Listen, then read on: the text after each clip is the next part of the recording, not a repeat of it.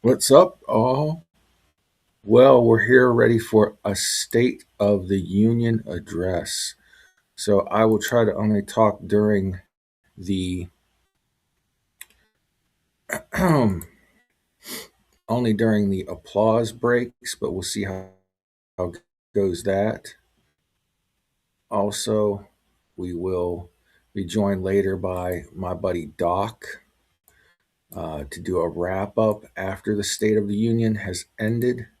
Let's get over here where it's live. So you see the Supreme Court there. They've been uh, ruled against Trump a couple times. Here's RFK Jr. coming into the chamber. Try to shout out people that we recognize that we know. Uh, there's whoops.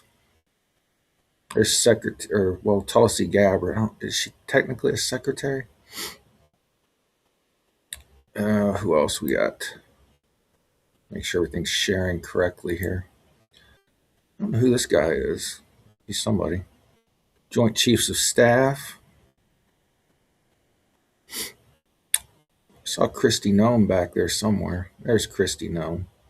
I tell you, I think this cabinet's doing a good job. I think Bondi and Patel really overplayed their hand going into this with the Epstein files. We might talk a little bit with that afterwards when I have Doc on. But this is 70-ish Democrats are sitting out the State of the Union, boycotting or something like that. And that's fine, but they want to give President Trump a negative look. Typically, they protest during the speech, and they're at the speech and they yell, and they have a dress code of some sort. They hold up signs, really disrespectful. And truthfully, I believe, this is the president, whether he's a Republican or Democrat, whether I like them or not. And we should be respectful during this speech. There's Kristi Noem again. I don't believe in a rebuttal speech. I don't believe that there need to be protests during the speech, but I mean, last time, or one of the last ones, Trump gave that boy DJ, that wanted to be a policeman, he gave that boy a medal. And the Democrats, hello, Melania, the loveliest first lady ever. Um, Democrats did not even stand and applaud for Daniel, the little boy with cancer who wanted to be a policeman. Come on, people. I mean, really? I'm streaming this off of C-SPAN, by the way, because it's owned and operated by us, the people. Later on, I'm going to try to post a video I scabbed off of Timcast IRL. And there's apparently an alternate State of the Union called State of We the People or something. Oh man, that was a hoot. They had some, false minister on there preaching commie propaganda, and a couple ladies from the former, uh, the artist formerly known as MSNBC, I think is how they described themselves. Um, but man, it was a hootenanny of a deal. Um, I don't know. What do you think the over under on this speech is going to be? Do you think he'll talk for an hour? How many people put in the chat? And by the way, don't be afraid to tip on Rumble, because God knows I could use the money. But do you think he'll go over an hour or under an hour? I'm hoping for 40 minutes of presidential speech. We'll see how it goes. Who else do we have here in the chamber making their way in? Who's this guy? What about that guy? Remember what's Dave Letterman when he used to do, what about that guy? There'd just be some random person standing in the back of a more prominent photo op, and Letterman would be like, what about that guy? What's he doing? And he makes some smart remark. Should I give the C-SPAN coverage a thumbs up, a like? I mean, I don't know. I'm not listening to what they're saying, so I don't know if I like it or not. We got Barron, Eric, Don Jr., Ivanka there. Erica Kirk is in attendance tonight. Okay, I think they're bringing him out now. Mr. Speaker, the President of the United States. Sergeant of Arms convenes the President of the United States. Leadership is behind him. It's Steve Scalise, I believe, the congressman who was shot in a vicious liberal Democrat terrorist attack. Okay, I follow this stuff. I can hardly recognize some of these leaders. I always say it's 435 villages missing an idiot. But tonight you have a joint session, but it's 535 villages missing an idiot. I'll switch myself off camera so I can make some adjustments here. I grabbed some papyrus to do some notation during this. Grab some ideas of what to talk about when Doc comes on. Some ideas. There's some guy in a MAGA hat. Yeah, we know who you support, dude. I don't need to wear the MAGA hat to the speech. Am I back on the screen? Oh, I'm back on the screen. Yeah, I pray for President Trump every night. Wow, his hair looks good tonight. It's just odd for him. He's got this little thing going over here, this little cloth towel look.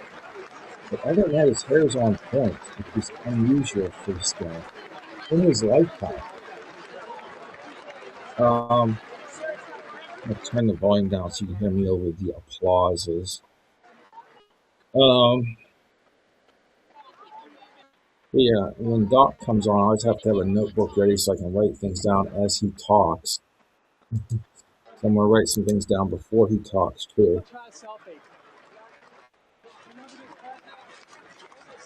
Get a selfie, Mr. President. Get a selfie. Like you've never met the guy before. You're a congressman. I don't know if I like that either. You know, Congress people posing for selfies during the State of the Union. It's like, come on. This is professional time here. Time to be professional. Over here somewhere, there's the pimp cane. There he is. He's got a sign, something. But this dude back here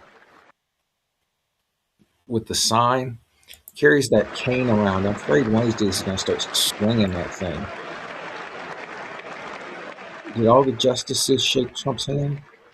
Did he shake hands with all the justices? Is that a better way to put it? Well, I won't back it up right now. Chairman and members of the Joint Chiefs of Staff, all our branches of the military represented, shook hands with John Fetterman, a surprising Democrat ally in the Senate. You know, I give Fetterman his due. He's really doing what's right for the country and disagreeing when he needs to, but not following his party line, which is something odd. I really did not expect that from John Fetterman going into this. Uh, and again, I've probably said some things in the past about his stroke. Uh, he seems to be recovering from it. And I think his mental faculties are there. So, of course, I should wish the man well.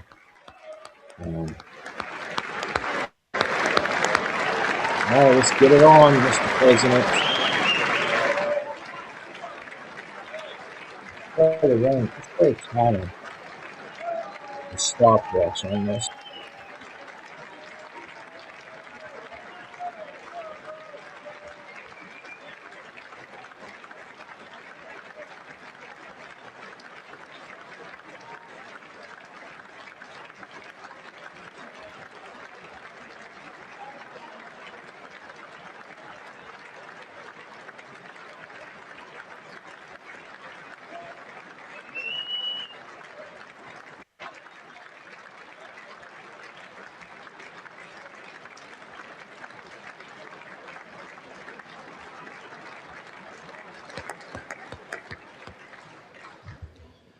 Members of Congress, I have the high privilege and distinct honor of presenting to you the President of the United States. I hit record when he starts talking. Or I should say, hit the start on the stopwatch when he starts talking.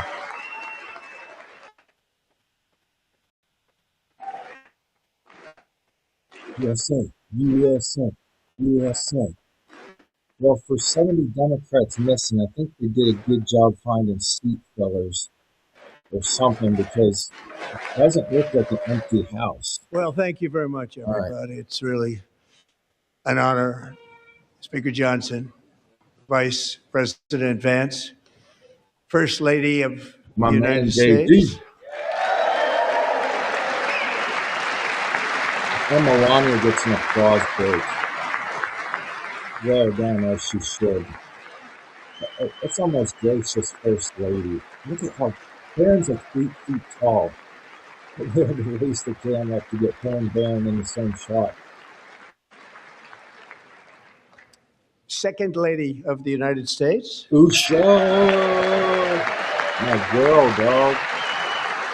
Soon to be First Lady.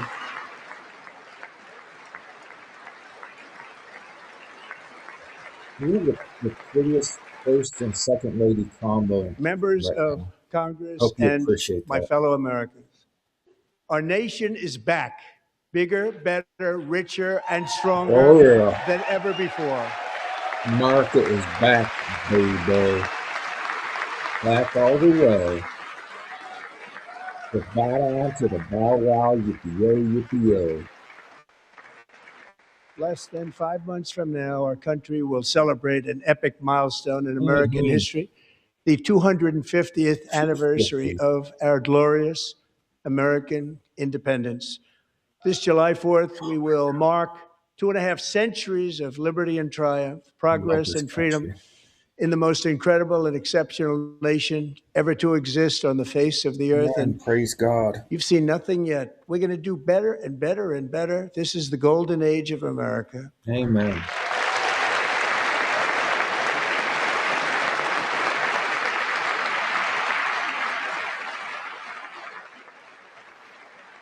Less than 2 minutes and 3 applause breaks into it. When I last spoke in this chamber 12 months ago, I had just inherited a nation in crisis with a stagnant economy, inflation at record levels, a wide open border, horrendous recruitment for military and police, rampant crime at home, and wars and chaos all over the world. But tonight, after just 1 year, I can say with dignity and pride that we have achieved a transformation like no one has ever seen before, and a turnaround for the ages. It is indeed a turnaround for the ages. Oh, yeah. It's been an immense turnaround. 180 from where we were just a year ago. The economy, with our military, with where our country is respected in the world.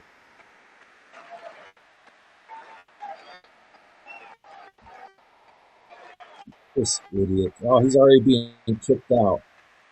And we will never go back to where we were just a very short time ago. We're not going Praise back. God. Today, our border is secure.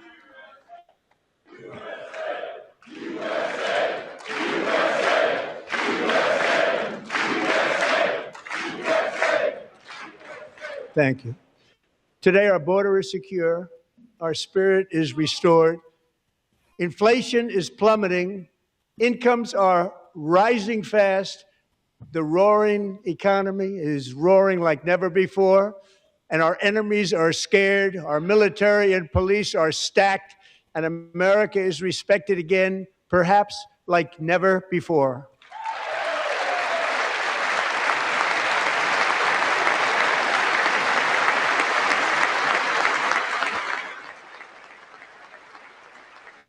The military is tremendous right now. After 4 years in which millions and millions of illegal aliens poured awesome. across our borders, totally unvetted and unchecked, we now have the strongest and most secure border in America by far. Amen. Here's how do. Here's how do. And crime is down, less crime because of a more In the past less 9 months, porous border. 0 illegal aliens have been admitted to the United States.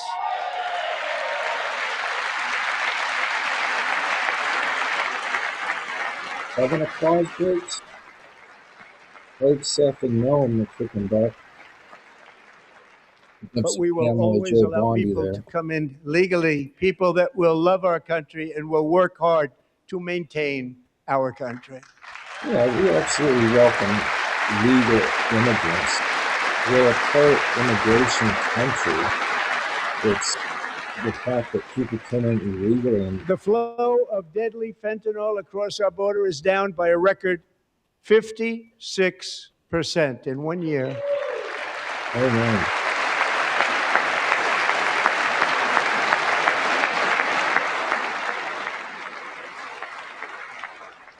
And last year, the murder rate saw its single largest decline in recorded That's history. awesome. This is the biggest decline, think of it, in recorded history, the lowest number in over 125 years, year 1900. In fact, substantially before my wonderful father, I had a wonderful father, Fred, before he was born, substantially before he was born. That's a long time ago. He wouldn't like me to say that, but that's a long time ago. The Biden administration and its allies in Congress gave us the worst inflation in the history of our country. But in 12 months, my administration has driven core inflation down to the lowest level in more than 5 years. And in the last 3 months of 2025, it was down to 1.7%. Amen. That makes 8 applause breaks.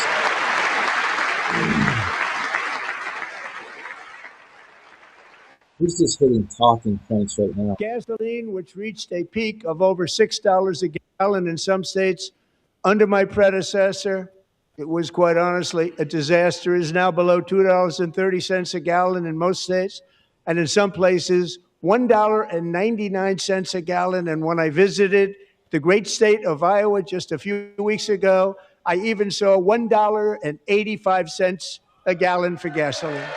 In Iowa. In Ohio, it seems to bounce between $2.50 and $2.80 a gallon. I'm seeing as low as $2.25. Mortgage rates are the lowest in 4 years and falling fast, and the annual cost of a typical new mortgage is down almost $5,000 just since I took office. 1 year. And low interest rates will solve the Biden-created housing problem well, at the same time protecting the values of those people who already own a house that really feel rich for the first time in their lives. We want to protect those values. We want to keep those values up. We're going to do both. Praise the Lord. We definitely have to And we are going to keep it that way. keep property The values stock market high. has set 53 all-time record highs since the election. Think of that. 1 year. boosting pensions, 401ks, and retirement accounts for the millions and millions of Americans. They're all gaining. Everybody's up, way up. In 4 long years, the last administration got less than $1 trillion in new investment in the United States. And when I say less, substantially less. In 12 months, I secured commitments for more than $18 trillion pouring in from all over the globe. That is awesome. Oh, okay. Don't stand for that, Pocahontas. Don't applaud the people investing in America again, which is Think great of for our it, country. much less than $1 trillion for 4 years versus much more than $18 trillion for 1 year. What a difference a president makes. Amen. And then we get A short here's a time ago, we JV. were a dead country. Now we are the hottest country anywhere in the world, the hottest. Our hot baby. People love America. Our allies can depend on us again. Our trading partners are honest and fair with us again. As thousands of new businesses are forming in factories, plants, and laboratories are being built, we have added 70,000 new construction jobs in just a very short period of time. It's getting bigger and bigger and stronger. Nobody can believe what they're watching. American oil production is up by more than 600,000 barrels a day, and we just received from our new friend and partner, Venezuela, more than 80 million barrels of oil. Good thing we got rid of their dictator head. Put the oil companies back in charge of that country. Let Venezuela prosper again. American natural gas production is at an all-time high because I kept my promise to drill, baby, drill.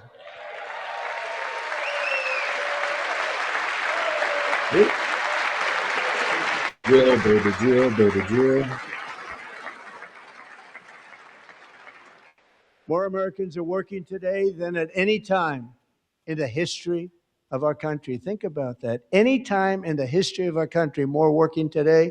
And 100% of all jobs created under my administration have been in the private sector.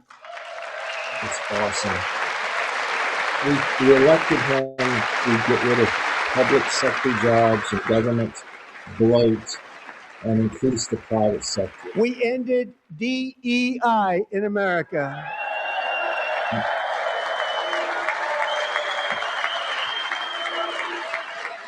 Democrats are doing that. We cut a record number of job-killing regulations, and in 1 year, we have lifted 2.4 million Americans, a record, off of food stamps. Oh, that's awesome. Half of food stamps and all their jobs. There's And Mark for all there. of these reasons, I say tonight, members of Congress, the state of our union is strong.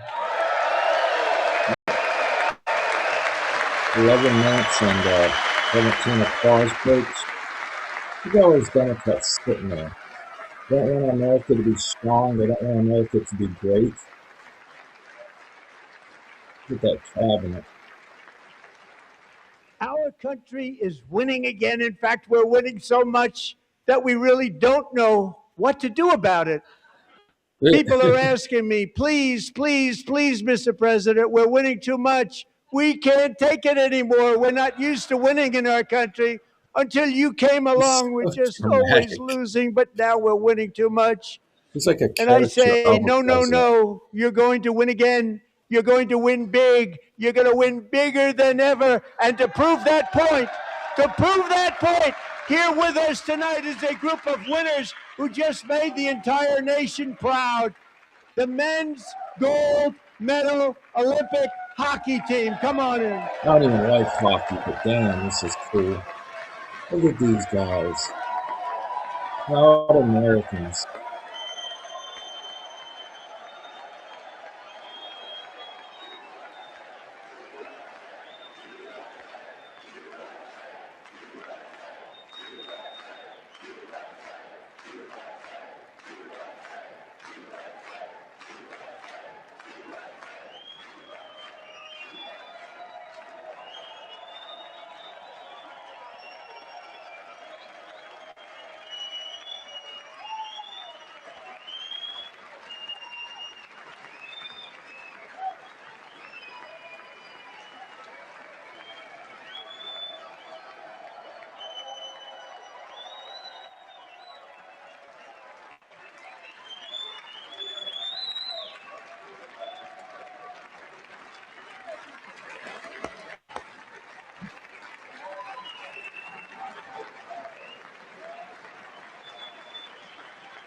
Go ahead.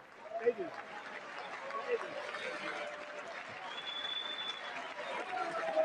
He's like, take the spotlight off of me and put it on them. Applaud the gold medal hockey team. These Democrats ought to be standing up and cheering on the men that represent our country.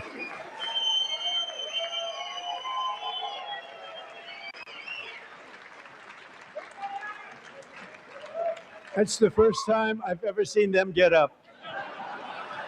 And actually, not all of them did get up. He But calls they out the beat a Democrats. fantastic Canadian team in overtime, as everybody saw, as did the American women who will soon be coming to the White House. Yes, good. I hope they do. I want the women's hockey team to be celebrated just as much as the men.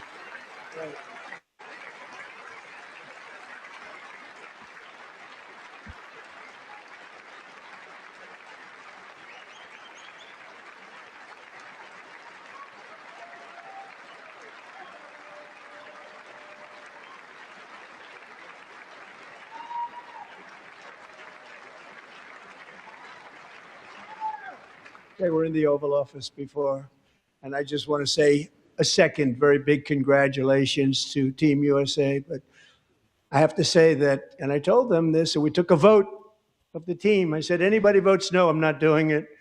So they stood there, and they weren't about to say no, because I've never seen a goaltender play as well as goalie Connor Hellebuck.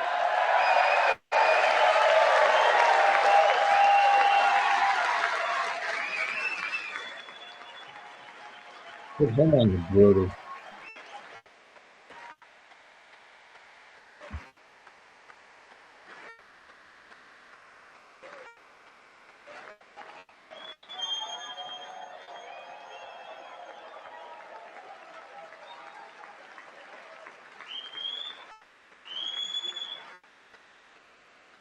Think of it, 46 shots on goal, and I asked him, the one shot, the one where you put your stick in the back and it hit the neck of your stick and bounced off.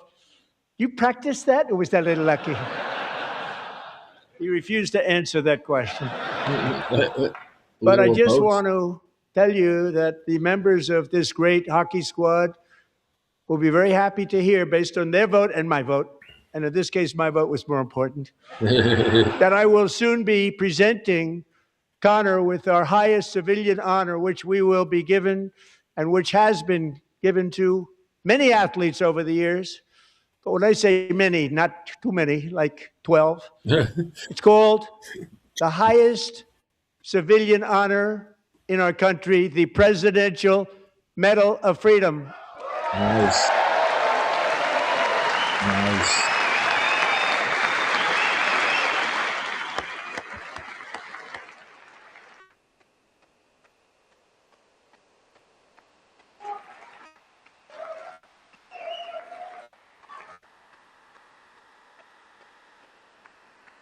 That was pretty awesome. Great athletes have gotten that, very great, the best, and I thought he deserved it. And I did take a vote, every single one of them. I said, I'm not giving it if anybody goes no, and every single one of them rapidly put up their hand. So I want to thank you. What a special job you did. What special champions you are. Thank you very much.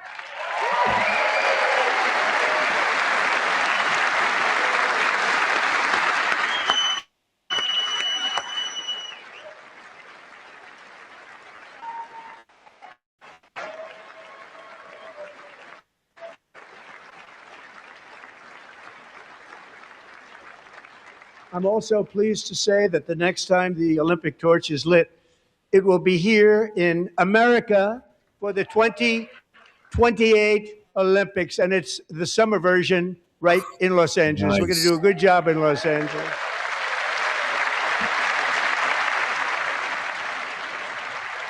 Summer Olympics LA. That'll be nice. Honestly, I'm looking forward to Special Olympics Cleveland 2030. And Los Angeles is going to be safe, just like Washington, D.C. is now one of the safest cities in the country. And our nation's capital should be. I mean, we have dignitaries from all over the world. And I must say, I got them both. I got him in my first term, and I was disappointed because I didn't think I'd be There's the Eric. president when this happened. But strange things took place, and now I've got him because I got the Olympics and I got the 2026 FIFA World Cup, and I wanted to claim the 250th, but I didn't get away with that one. I couldn't claim that one for myself. But we're getting the World Cup, so we have the World Cup and the Olympics coming, and that is exciting news. Always exciting. And people from all over the world will be in the USA for the World Cup.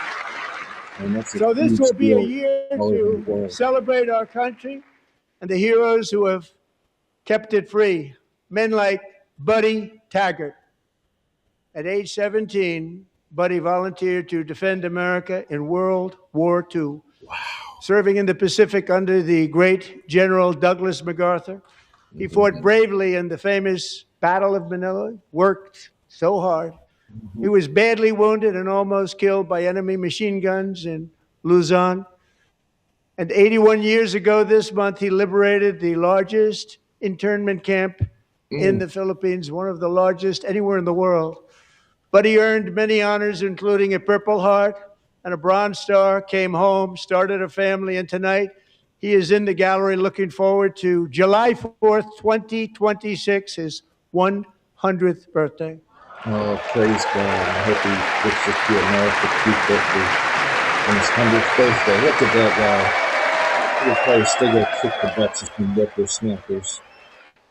God bless it. God bless the World War II troops. Oh, there he is. Okay, he's standing up next to Isha. Oh, well, that guy looks like he would kick even more butt. Oh, so awesome. These tough old goats from World War II that saved the world. And we wouldn't be alive, guys. So, Buddy, you're a brave man, and we salute you. Even in times of challenge, setback, and immense heartache, the spirit of 1776 has always shone through very brightly. It was July 4th of last year when floodwaters tore through a girls' summer camp in Central Texas, one of the worst things I've ever seen. I was there, rising 26 feet in the matter of minutes, tragically claiming many, many lives. You all remember that one? As the waters threatened to sweep her away, 11-year-old Millie Kate McClelland closed her eyes and prayed to God. She thought she was going to die. Those prayers were answered when Coast Guard rescue swimmer Scott Ruskin descended from a helicopter above. Nobody knew where he came from. It was Scott's first ever rescue mission, a young guy, but very brave, very, very top, always top in his class. And he lifted not just Millie Kate, but 164 others to safety. And angels among us, man. God sends angels among us, dude. God, some kids lost their lives, but praise God for those who are saved. Where's he at? There he is.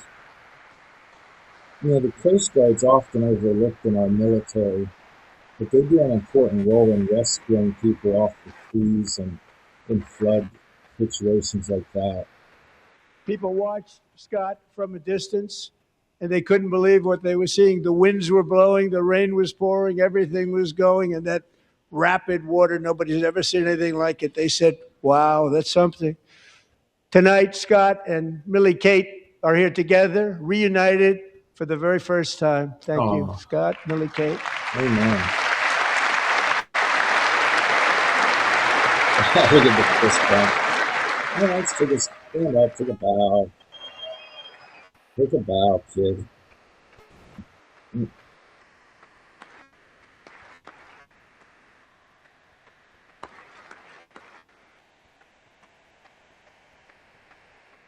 And Petty Officer Ruskin, I'm pleased to inform you that I am now awarding you the Legion of Merit for extraordinary heroism, which is what it was, extraordinary heroism. Thank you. Oh, wow. Yeah, medal pinning ceremony. In it, too. It's awesome. One I'd thing, like to have the military aide to please come down and take care of the service. Military aid, thank you very much. Take care of that very important service. we did already. Thank you very much. From 1776 to today, every generation of Americans has stepped forward to defend life, liberty, and the pursuit of happiness. And they're really doing it for the next generation. But now it's our turn. Together, we're building a nation where every child has the chance to reach higher and go further, where government answers to the people, not the powerful, and where the interests of hardworking American citizens are always our first and ultimate concern. That is the debt we owe to the heroes who came before us, and that is the promise we must keep to America for our 250th year. Last year, I urged this Congress to begin the mission by passing the largest tax cuts in American history, and our Republican majorities delivered so beautifully. Thank you, Republicans.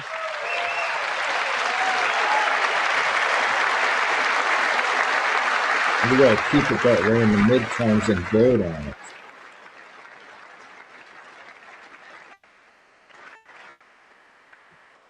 All Democrats, every single one of them, voted against these really important and very necessary massive tax cuts.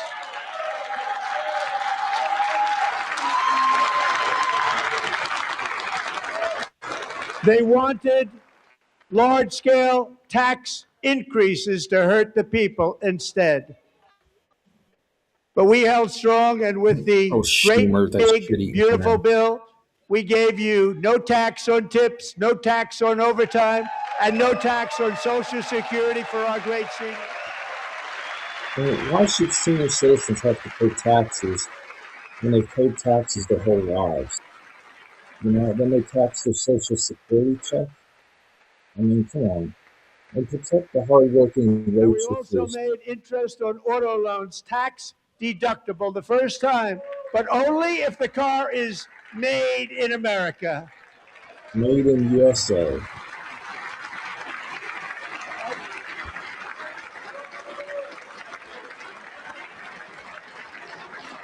Recently in Pennsylvania, I met Megan Hemhauser, a devoted mom who's homeschools her children, beautiful, 2 children, during the day while waiting tables at night as her husband works overtime operating very heavy equipment. Megan is here this evening, and she's happy to tell you that she is so much richer because with no tax on tips, no tax on overtime, and our expanded child tax credit done again by Republicans, Megan and her husband will take home more than $5,000 extra just for the year, cutting her tax bill in more than half. It's tough for the little people. I mean, that's what it's all about. Men that work Megan, please overtime, stand up. women We're that wait fighting for you, tables, Megan. they're the backbone of this country. It's a two-parent household that deserves a tax break. Thank you, Megan. We're fighting for you, Megan. Under our bill, parents like Megan can also activate their children's brand new Trump accounts. Trump And accounts. I didn't name it. I did not name that.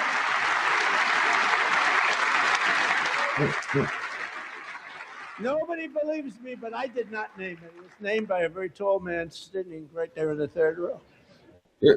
Nice man, a good man. Tax-free investment accounts for every American child. This is something that's so special and has taken off and gone through the roof. Millions will be pre-funded courtesy of the U.S. Treasury and private individuals like Michael and Susan Dell, who have donated $6.25 billion to fund the Trump accounts for 25 million American children. They're great people.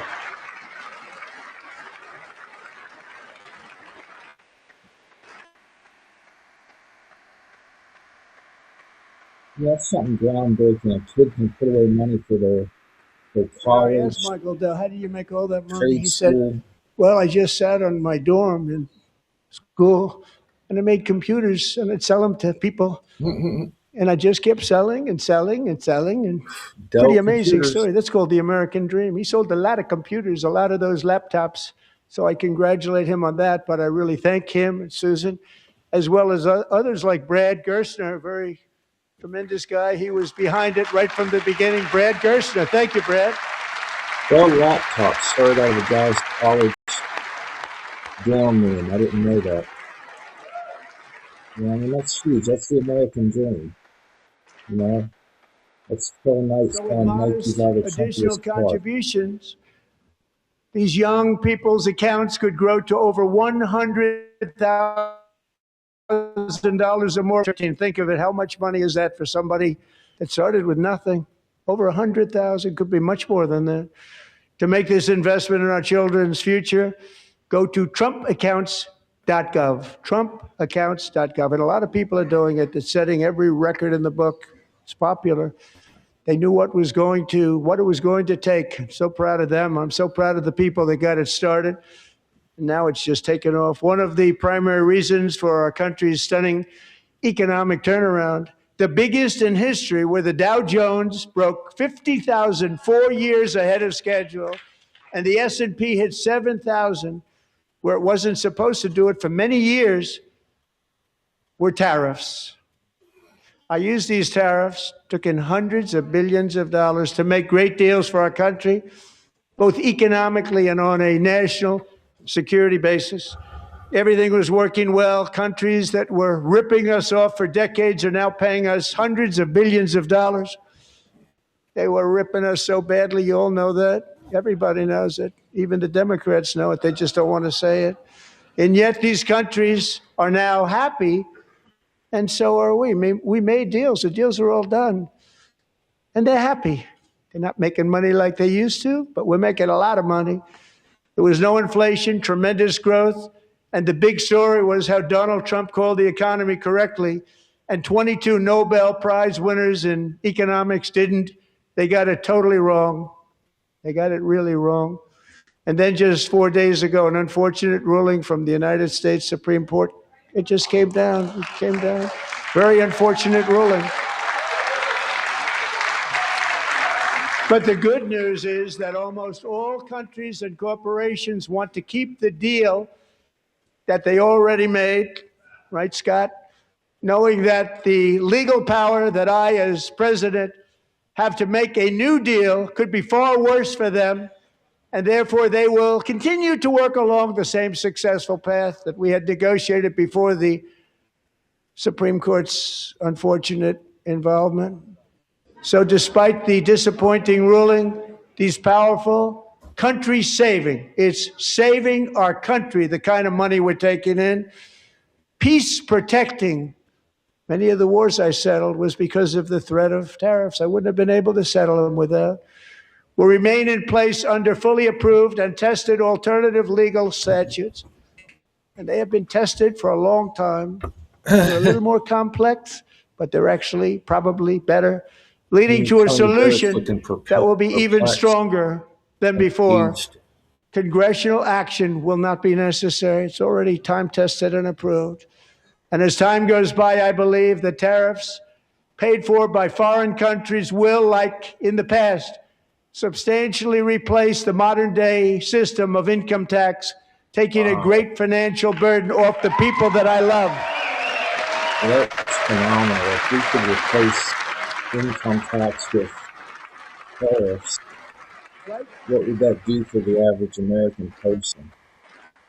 Even though half of us Moving not pay forward, taxes. factories, jobs, investment, and trillions of dollars will continue pouring into the United States of America because we finally have a president who puts America first. I put America first. I love America. Pretty good. Oh, I'm getting sleepy. Wrap it up, chump. 33 minutes in. I bet on 40 minutes. For decades before I came along, we had the exact opposite. From trade to healthcare, from energy to immigration, everything was stolen and rigged in order to drain the wealth out of the productive, hardworking people who make our country great, who make our country run. under Washington. Biden and his corrupt partners in Congress and beyond, it reached a breaking point with the Green New scam, open borders for everyone. They Open poured borders, in that was by the terrible. millions and millions from prisons, from mental institutions. They were murderers, 11,888 murders. They came into our country. You allowed that to happen. And record-setting inflation that cost the typical family $34,000 in just a speck of time. Now, the same people in this chamber who voted for those disasters suddenly use the word affordability, a word they just used it.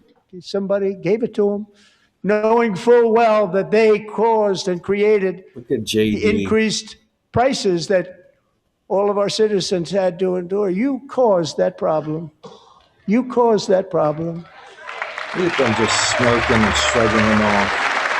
I also hope they do not get control of the House and Senate in the midterm election. We've got to get Republicans out and vote.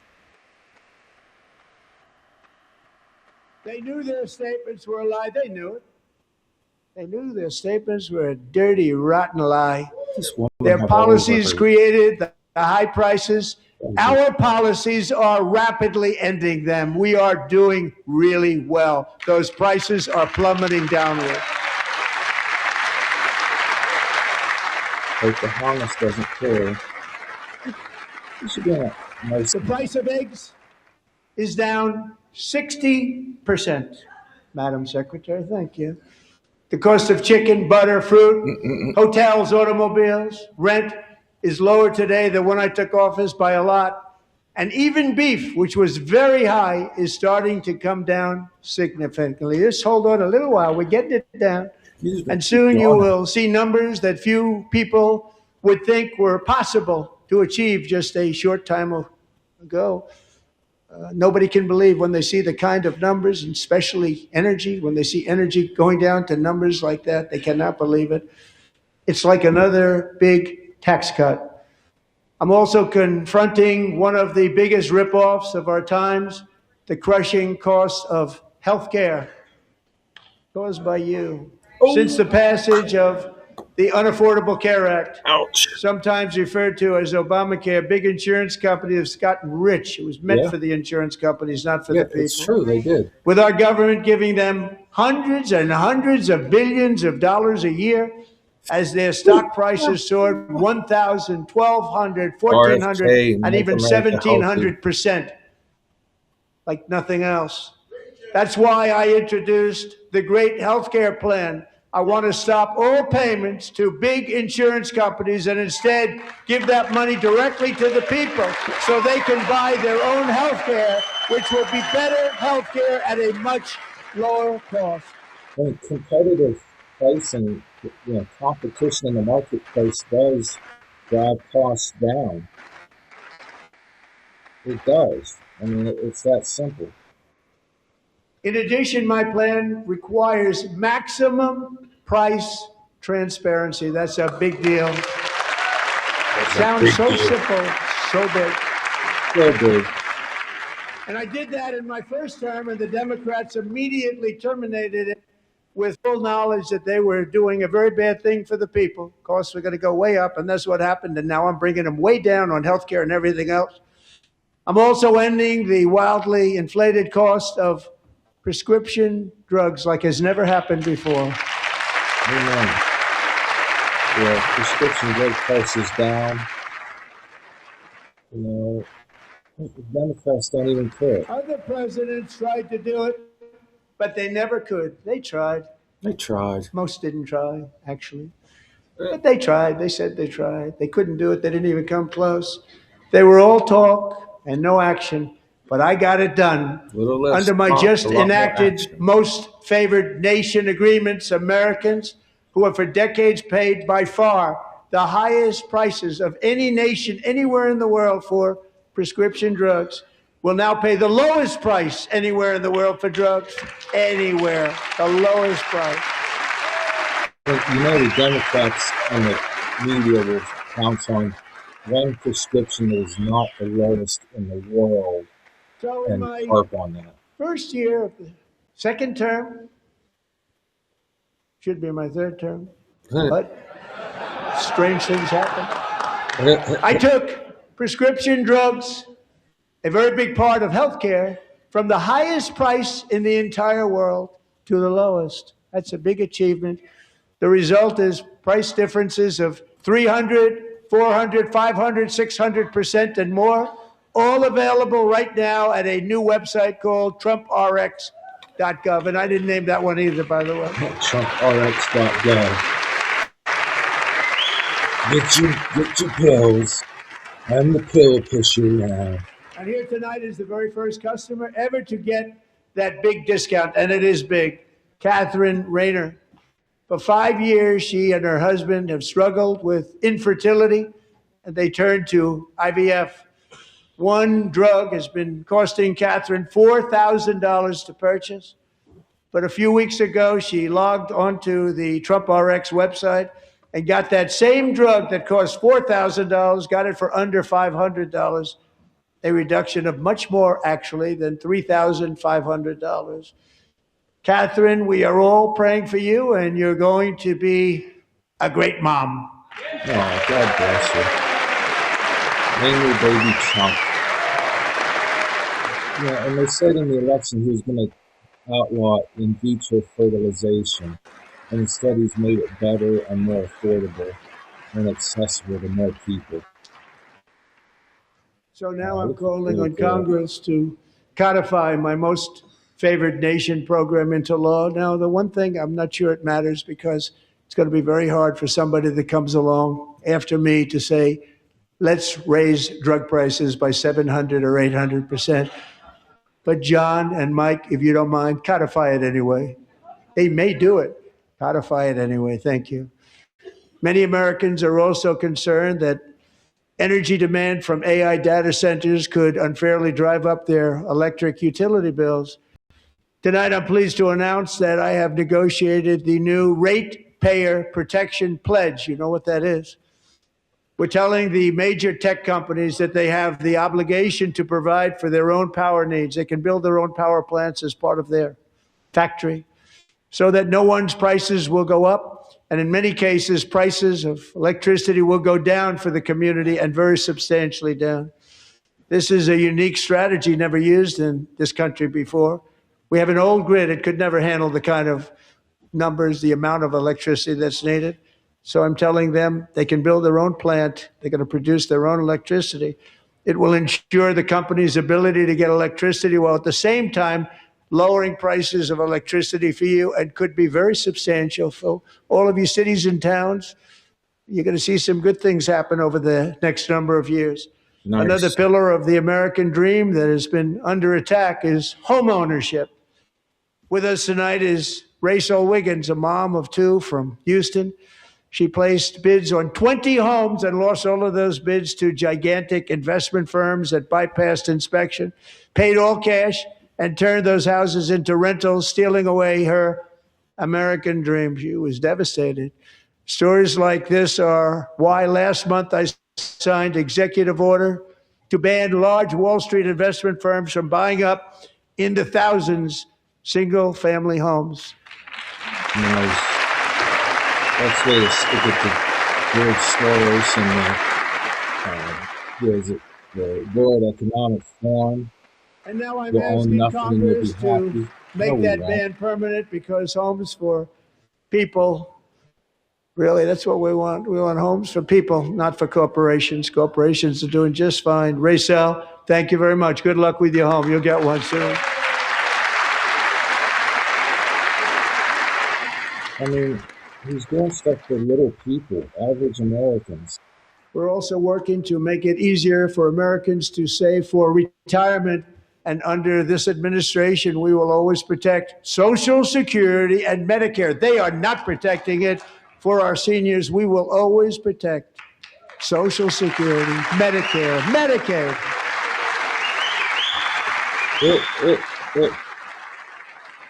We just Since I pointed took the finger at the The Democrats. typical 401k balance is up by at least $30,000.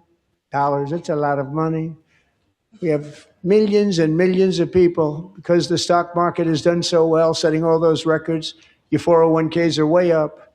Yet half of all of working Americans still do not have access to a retirement plan with matching contributions from an employer.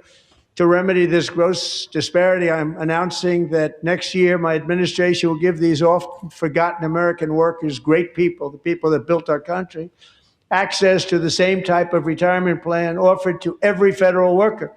We will match your contribution with up to $1,000 each year as we ensure that all Americans can profit from a rising stock market. Let's also ensure that members of Congress cannot corruptly profit from using insider information. Yes, ban insider trading in Congress.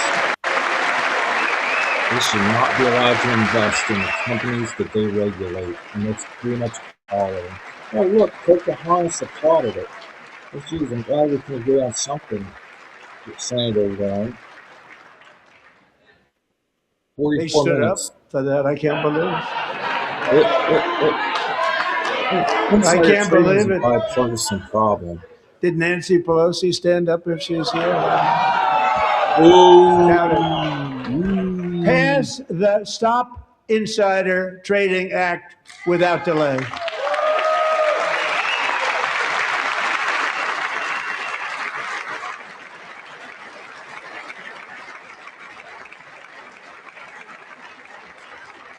I wasn't sure if anybody even on this side was going to applaud for that. I'm very impressed. Thank you. I'm very impressed. But when it comes to the corruption that is plundering, it's plundering America. There's been no more stunning example than Minnesota, where members of the Somali community have pillaged an estimated $19 billion from the American taxpayer. Oh, we have all the information. And in actuality, the number is much higher than that. And California, Massachusetts, Maine, and many other states are even worse.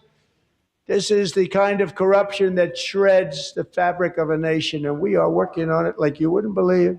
So tonight, although started 4 months ago, I am officially announcing the war on fraud to be led by our great Vice President J.D. Vance. Miss Somalia herself, Ilhan Omar, who's probably the one that was yelling. So JD is going to lead the Stop the Fraud campaign. He'll get it done.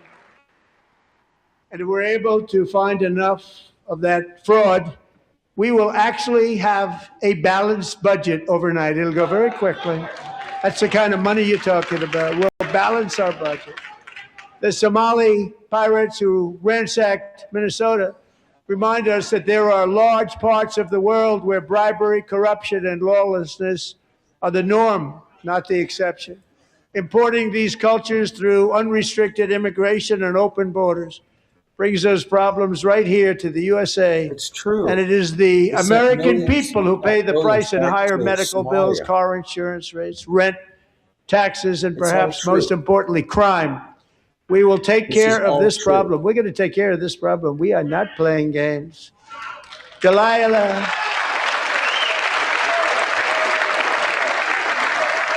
You say Delilah?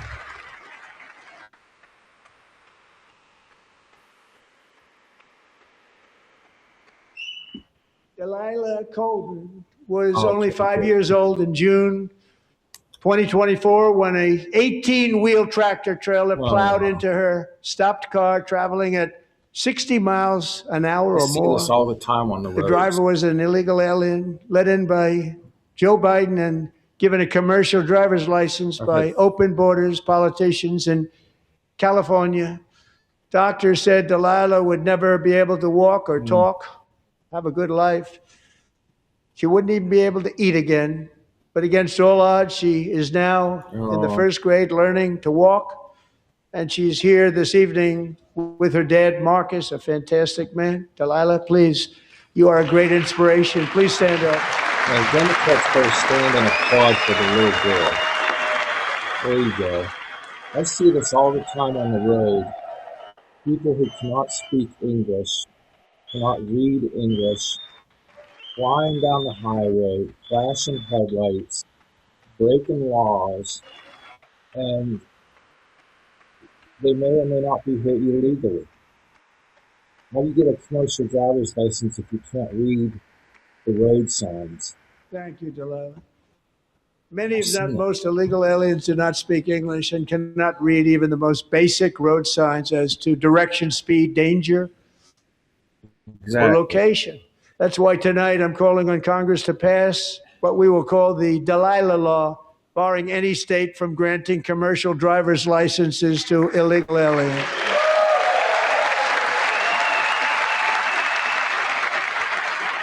Good.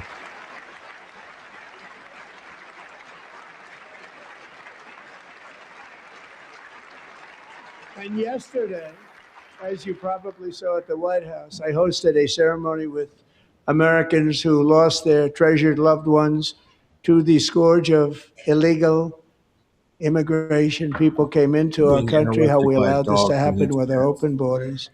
These are the angel moms and families that for decades our government betrayed and our media totally ignored. It was terrible. Hard to believe, actually. In 2023, a 16-year-old high school cheerleader named Elizabeth Medina was supposed to perform in her town's Christmas parade, but she never arrived. Her mother, Jacqueline, went home to look for her, and she found her lying dead in a bathtub, bleeding profusely after being stabbed 25 times. Elizabeth's killer was a previously arrested illegal alien who had broken in and brutally extinguished the brightest light in her family's life, violently and viciously. Her heartbroken mother is in the gallery to remind everyone in this chamber exactly why we are deporting illegal alien criminals to our country at record numbers, and we're getting them the hell out of here fast. We don't want them.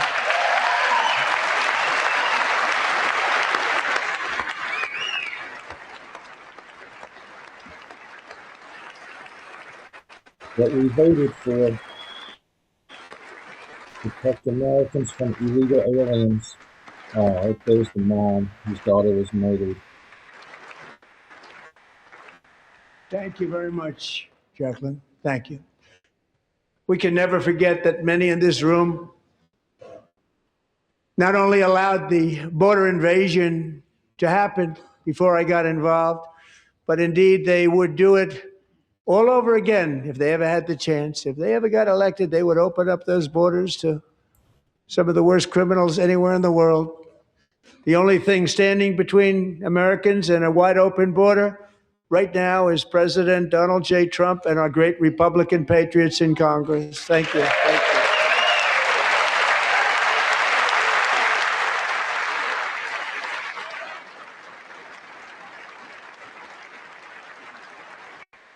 As we speak, Democrats in this chamber have cut off all funding for the Department of Homeland Security. It's all cut off. It's all cut off. They have instituted another Democrat shutdown, the first one costing us 2 points on GDP. 2 points we lost on GDP, which probably made them quite happy, actually. Now they have closed the agency responsible for protecting Americans from terrorists and murderers. Tonight, I'm demanding the full and immediate restoration of all funding for the border security, homeland security of the United States, and also for helping people clean up their snow. We have no money because of the Democrats, and it would be nice. We'd love to give you a hand at cleaning it up, but you gave no money. Nobody's getting paid. It's a shame. So you have to think about it. We have, in case you didn't know, a pretty large snowstorm out there. One of the great things about the State of the Union That is how guy's it gives asleep. Americans the chance to see clearly Guy's what asleep. their representatives really believe. Wake him up. So tonight, I'm inviting every legislator awake. to join with my administration in reaffirming a fundamental principle. If you agree with this statement, then stand up and show your support. The first duty of the American government is to protect American citizens, not illegal aliens. Amen. And the Democrats are not standing. The Democrats are not for protecting American citizens. They are on the record as being in favor of legal aliens.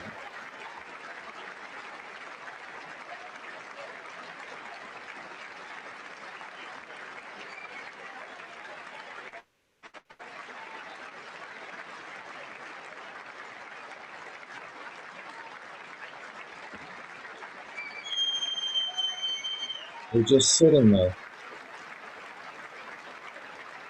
Come up on an hour, wrap it up.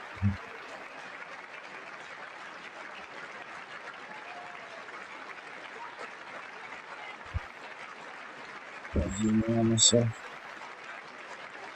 Yeah, I mean, what's wrong with protecting American citizens of all races, religions, everything? And that's the number one job of our government.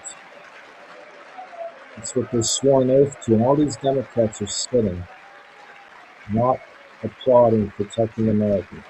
There they are. There they are. You remember this when you vote. They say they are not for protecting American citizens. Period, point blank. Mark Kelly, Democrat, Arizona, probably should have lost to Kerry Lake, I think.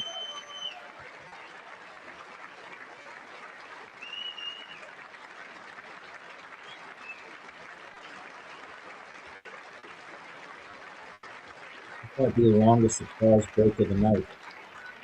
Isn't that a shame? You should be ashamed of yourself not standing up. You should be ashamed of yourself. That is why I'm also asking you to end deadly sanctuary cities that protect the criminals and enact serious penalties for public officials who block the removal of criminal aliens. In many cases, drug lords, murderers all over our country, they're blocking the removal of these people out of our country, and you should be ashamed of yourself. Ashamed of what, Rohan? What should he be ashamed of? Is he standing for the American people?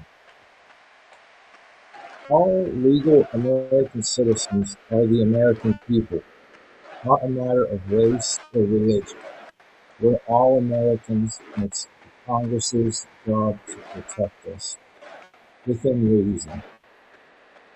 And perhaps most importantly, I'm asking you to approve the Save America Act.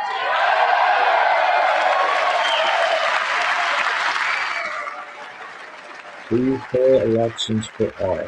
To stop illegal aliens and others who are unpermitted persons from voting in our sacred American elections. The cheating is rampant in our elections. It's rampant. It's very simple.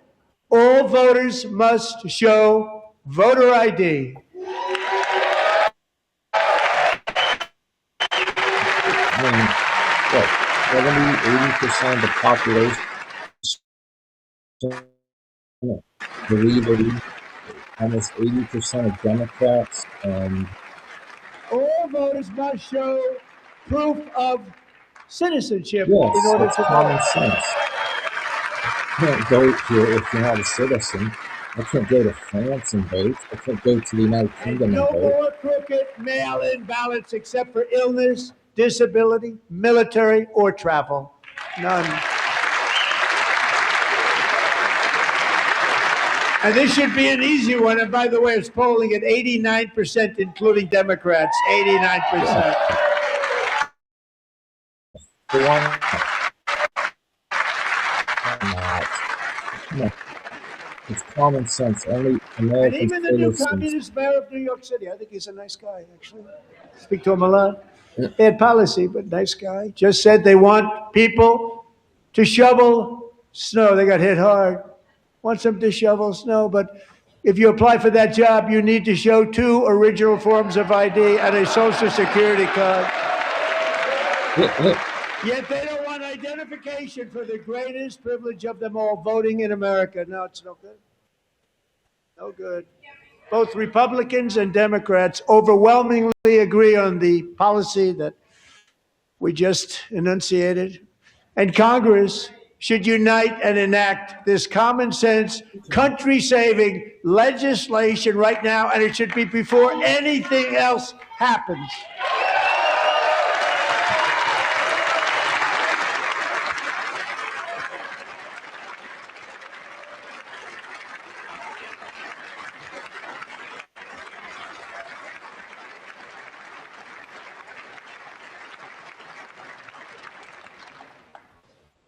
And the reason they don't want to do it, why would anybody not want voter ID? One reason, because they want to cheat. There's only one reason. They make up all excuses. They say it's racist. They come up with things. You almost say, what imagination they have. They want to cheat. They have cheated. And their policy is so bad that the only way they can get elected is to cheat. And we're going to stop it. We have to stop it, John.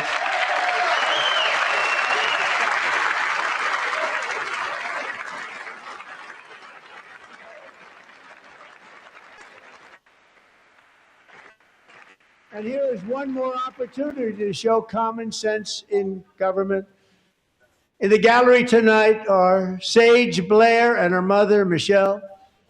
In 2021, Sage was 14 when school officials in Virginia sought to socially transition her to a new gender, treating her as a boy and hiding it from her parents. Hard to believe, isn't it? Before long, a confused Sage ran away from home after she was found in a horrific situation in Maryland. A left-wing judge refused to return Sage to her parents because they did not immediately state that their daughter was their son. Sage was thrown into an all-boys state home and suffered terribly for a long time. But today, all of that is behind them because Sage is a proud and wonderful young woman with a full-ride scholarship to Liberty University. That's a deep Sage and couple. Michelle, please stand up. You got the girl that got confused and thought she was a boy, and the government wouldn't let her go back to her parents until they said, our daughter is really our son. Now she's going on to bigger and better And things. thank you for your great bravery. And who can believe that we're even speaking about things like this? 15 years ago, if somebody was up here and said that, they'd say, what's wrong with him? But now we have to say it because it's going on all over numerous states without even telling the parents. But surely we can all agree no state can be allowed to rip children from their parents' arms and transition them to a new gender against the parents' will. Who would believe that we're even talking about this? We must ban it, and we must ban it immediately. Europe already went down this road of liberal gender Look, transitioning. nobody stands up. These people are crazy. I'm telling you, they're crazy. Just calls out the Democrats right and left and center.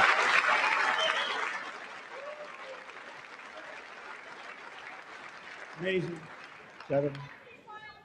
Boy, oh boy. We're lucky we have a country. With people like this, Democrats are destroying our country, but we've stopped it just in the nick of time, didn't we?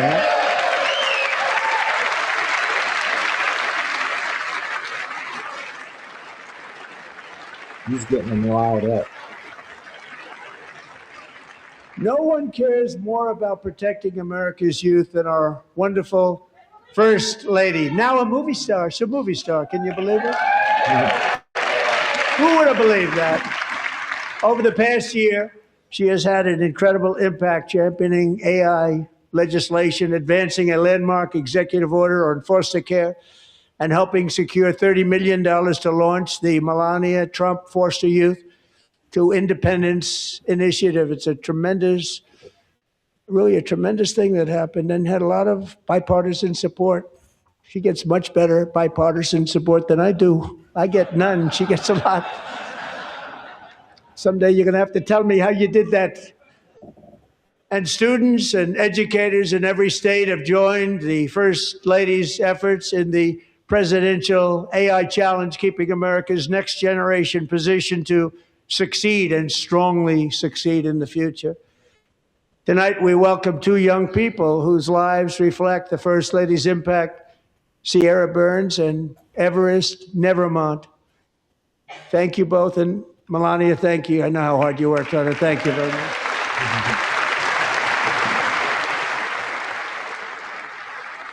Real First Lady.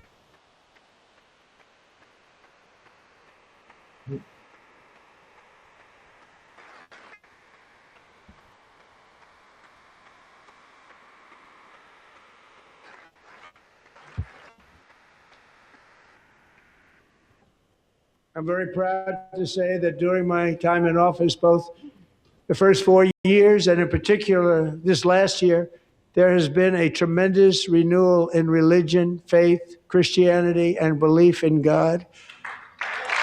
Tremendous renewal. It's true. God's making a comeback. I don't think he has anything to do with it, but God's coming back in America. This is especially true among young people, and a big part of that had to do with my great friend, Charlie Kirk, a great guy, great man. His widow, Erica Kirk.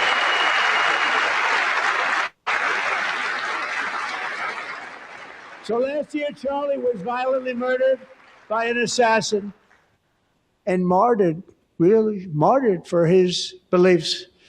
His wonderful wife, Erica, is with us tonight. Erica, please stand. There he is.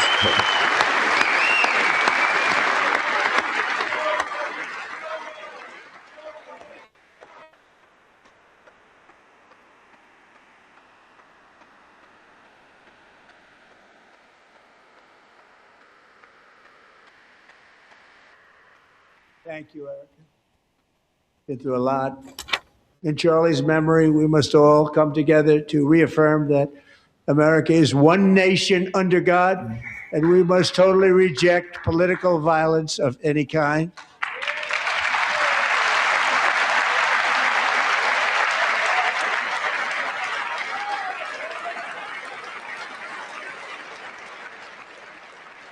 We love religion, and we love bringing it back, and it's coming back at levels that nobody actually thought possible. It's really a beautiful thing to see. Above all, unleashing America's promise requires keeping our communities safe.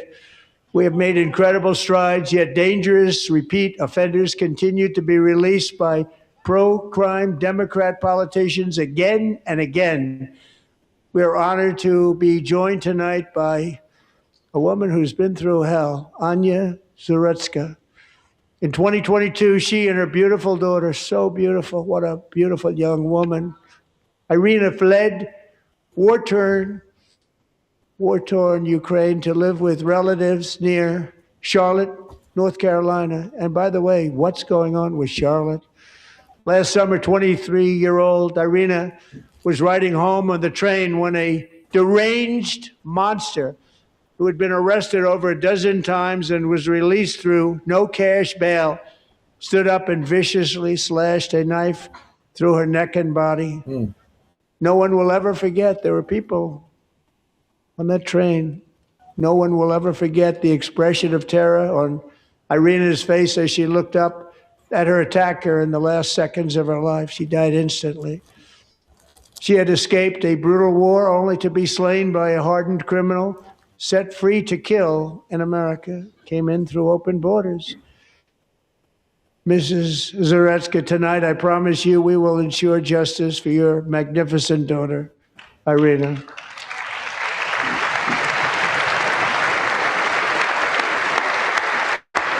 That was terrible. Murdered by a criminal leader on a train. I know it was happy and proud to be a new legal American.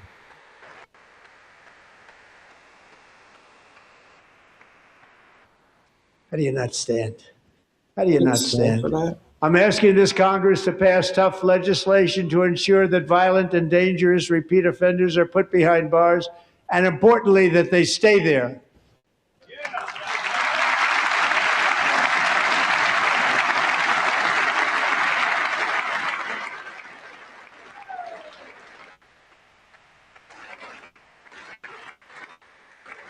Starting last summer, I deployed our National Guard and federal law enforcement to restore law and order to our most dangerous cities, including Memphis, Tennessee, big success, New Orleans, Louisiana, big success, and our nation's capital itself, Washington, D.C., where we have almost no crime anymore in Washington, D.C. How did that happen?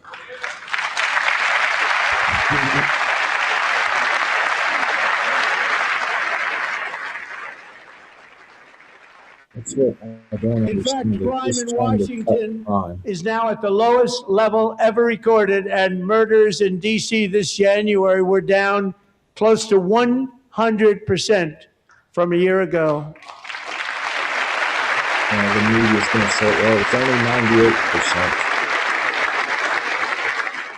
98%. There's a happy camper. That lady looks like she's tired. They don't like to hear that. One of the sick people, one of the brave service members who helped achieve this stunning turnaround was 20-year-old West Virginia Army National Guard Specialist Sarah Beckstrom. After a 4-month deployment, she voluntarily extended her service, and her rank was going to be lifted. She was doing so well. They were so Not proud to of mom her. and dad. But the very next day, she was on patrol near the White House when she was ambushed and shot in the head by a terrorist monster from Afghanistan. Shouldn't have been in our country. And all because she wore the uniform of our nation, she was shot. He traveled here because he didn't like people wearing our uniform. He was sick and deranged, shouldn't have been in our country. Sarah Beckstrom died in order to defend our capital, and we are honored to be joined by her wonderful parents, Gary and Evalie. Your daughter was a true American patriot, and she will be greatly missed. She was a great person. I saw reports on her. They've never seen anything like her. And the Democrats tried to blame that on Trump because he sent the National Guard out to restore order and law to the troops.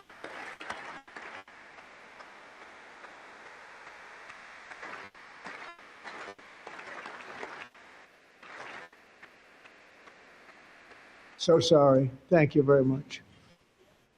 A great young lady. I saw reports that were like, perfect. She was perfect. Serving alongside Sarah that day was Staff Sergeant Andrew Wolf. The terrorist shot Andrew in the head, and no one thought he could possibly make it. The two of them, Sarah and Andrew, both shot violently in the head. Neither was expected to make it. They weren't even given a chance, except his wonderful mother, named Melody, who I spoke to the same night, and she was so positive. The doctors thought that Andrew was gone, but his mother said, no, Mr. President, Andrew will be fine. He's going to make it. I've never seen anything like it. I mean, he was given almost no chance. She said, I have no doubt, sir, he's going to be okay. This was a conversation that I had with her that night. With the son laying helplessly in bed all over. Everybody is praying, she said, sir, he will be okay. The doctors didn't understand what she was saying. And after looking at the results of the damage done, neither did I. She was so strong and conclusive that even Andrew's great father felt she didn't really understand the gravity of the situation. But she turned out to be right. Right, Melanie? She turned out to be right.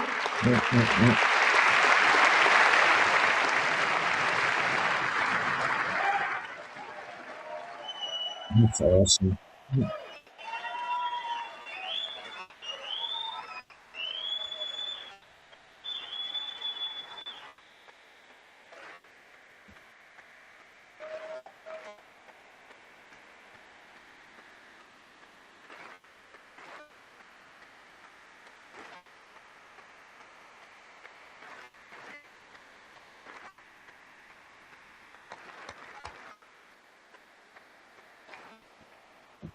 Amazing, actually.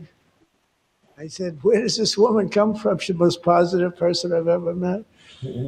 With God's help, Andrew has battled back from the edge of death, and We're talking about the edge of death. On his way to a miraculous recovery. He's got a little work to do, but he's doing great. Nice to see you. He's a good looking guy. Nice to see you. Thanks, Andrew. Thank you very much. He's so casual and off the cuff, so genuine. Give him a standing ovation. Jeez.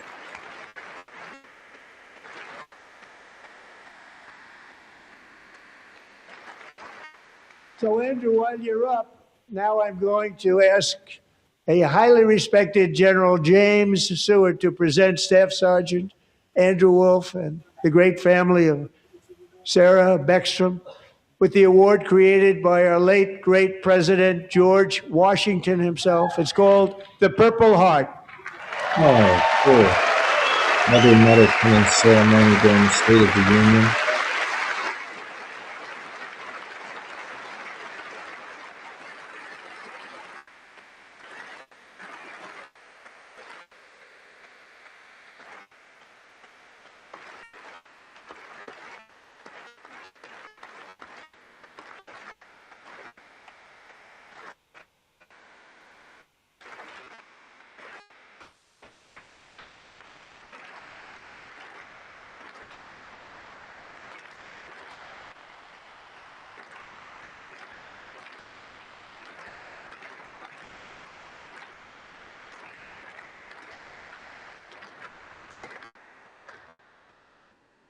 We love you all.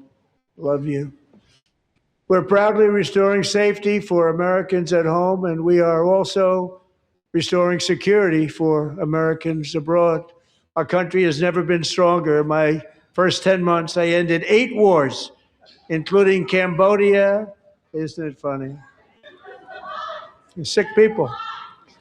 Cambodia and What are you Thailand, yelling about? Pakistan and India would have been a nuclear war. 35 million people said the Prime Minister of Pakistan would have died if it were not for my involvement. Kosovo and Serbia, Israel and Iran, Egypt and Ethiopia, Armenia and Azerbaijan, the Congo and Rwanda, and of course the war in Gaza, which proceeds at a very low level. It's just about there. And I want to thank Steve Witkoff and Jared Kushner for your help. Thank you, Steve. Thank you, Jared. Why does it seem like the Democrats aren't happy that wars are ending? Don't you find that strange? I do. And I also want to thank the man they report to, Secretary of State Marco Rubio. Thank you, Marco.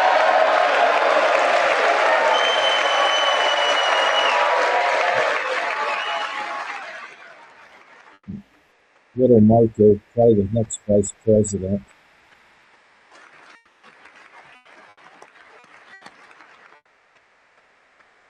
People don't like you. You know, Marco got 100% of the votes when he was in confirmation. I think our next one was about 54%. And some of the Democrats are now saying, I can't believe we approved that guy. And he said it's an honor that they feel that way, right, Marco? You have done a great job, great Secretary of State. I think he'll go down as the best ever.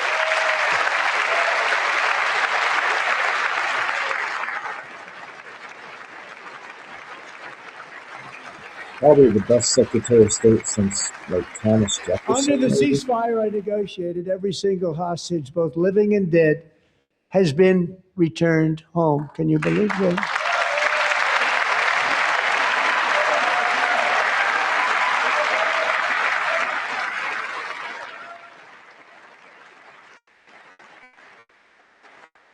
Nobody thought it was possible. Nobody thought that was possible. Both living and dead. And those parents who had a dead son, their boy, they'd always tell me their boy, they wanted him as much as though he were living. That was an amazing period of time. And they came back, and when we got all of the living hostages back, and many, many before them, but I always said those last 20 are going to be very tough, but we got many, many more, hundreds. But I said those last 20 are going to be tough. We got them back. but we only got back 14 or 15 of the dead of the 28. And believe it or not, Hamas worked along with Israel, and they dug and they dug and they dug. It's a tough thing to do, going through bodies all over, passing up 100 bodies sometimes for each one that they found. Tough job. And they finally got it back to 27.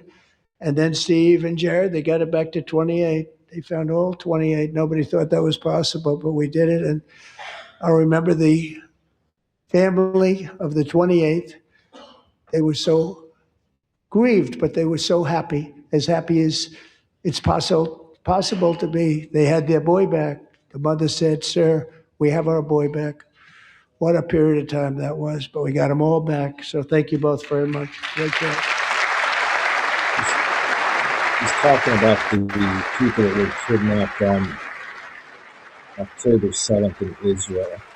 Those are the hostages whose bodies And were we're working found. very hard to end the ninth war, the killing and slaughter between Russia and Ukraine, where 25,000 soldiers are dying each and every month. Think of that, 25,000 soldiers are dying a month. A war which would have never happened if I were president, would have never happened. As president, I will make peace wherever I can, but I will never hesitate to confront threats to America wherever we must. That's why in a breakthrough operation last June, the United States military obliterated Iran's nuclear weapons program with an attack on Iranian soil known as Operation Midnight Hammer. That was an amazing mission that they set up and carried out in Iran last year. I'm sure there's going to be more. There's Linda McMahon. Yeah. For WWE. decades, it had been the policy of the United States never to allow Iran to obtain a nuclear weapon. Many decades. Since they seized control of that proud nation 47 years ago, the regime and its murderous proxies have spread nothing but terrorism and death and hate. They've killed and maimed thousands of American service members and hundreds of thousands and even millions of people with what's called roadside bombs. They were the kings of the roadside bomb. And we took out Soleimani. I did that during my first term. Had a huge impact. He was the father of the roadside bomb. And Democrats and the media hated him for killing a terrorist who was killing Americans. And just over the last couple of months with the protests, they've killed at least, it looks like 32,000 protests, 32,000 protesters in their own country. They shot them and hung them. We stopped them from hanging a lot of them with the threat of serious violence. But this is some terrible people. They've already developed missiles that can threaten Europe and our bases overseas, and they're working to build missiles that will soon reach the United States of America. After Midnight Hammer, they were warned to make no future attempts to rebuild their weapons program, and in particular, nuclear weapons. Yet they continue, starting it all over. We wiped it out, and they want to start all over again, and are at this moment again pursuing their sinister ambitions. We are in negotiations with them. They want to make a deal, but we haven't heard those secret words. We will never have a nuclear weapon. My preference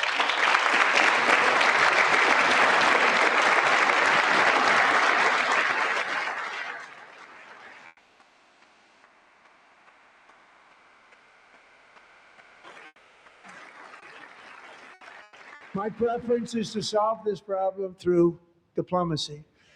But one thing is certain, I will never allow the world's #1 sponsor of terror, which they are by far, to have a nuclear weapon. Can't let that happen.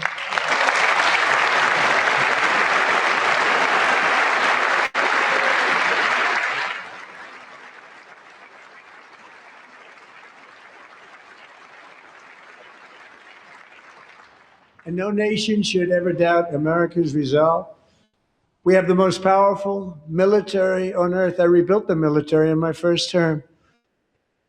We're going to continue to do so. Also, we just approved a $1 trillion budget. We have no choice. We have to be strong because hopefully we will seldom have to use this great power that we built together. It's really called peace through strength, and it's been very, very effective.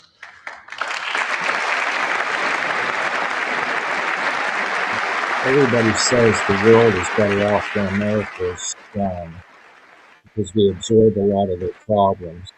So thanks to Republicans in Congress, we're investing that record number of dollars, have no choice, in the United States Armed Forces. Also creating a lot of jobs, but we're not even doing it for that reason. Because as I said, we have more jobs, more people working today than ever before in the history of our country. And NATO countries are friends and allies. They are. They're our friends and they're our allies, have just agreed at my very strong request to pay 5% of GDP for military defense rather than the 2%, which they weren't paying. We were paying for almost all of NATO. Now they're paying 5 as opposed to not paying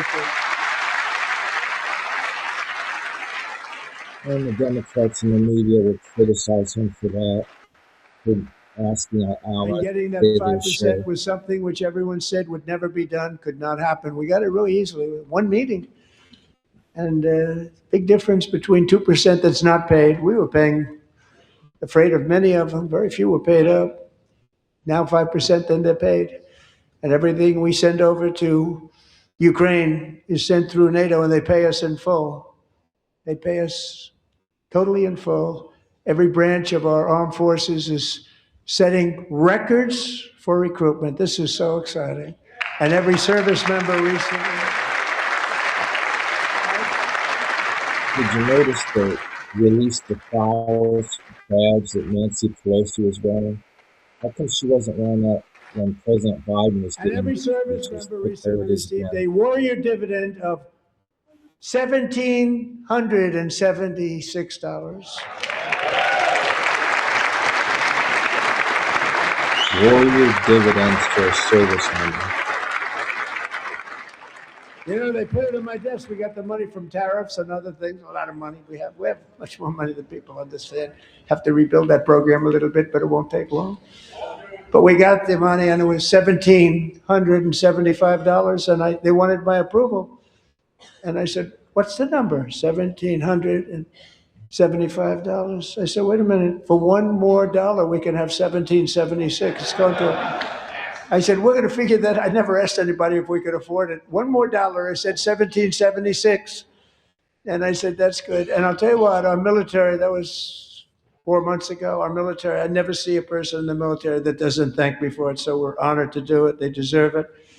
And we call it 1776. It was great. And we love our military. We love our law enforcement. We love our firemen. You know, the firemen don't get mentioned enough. We love our firemen. We're also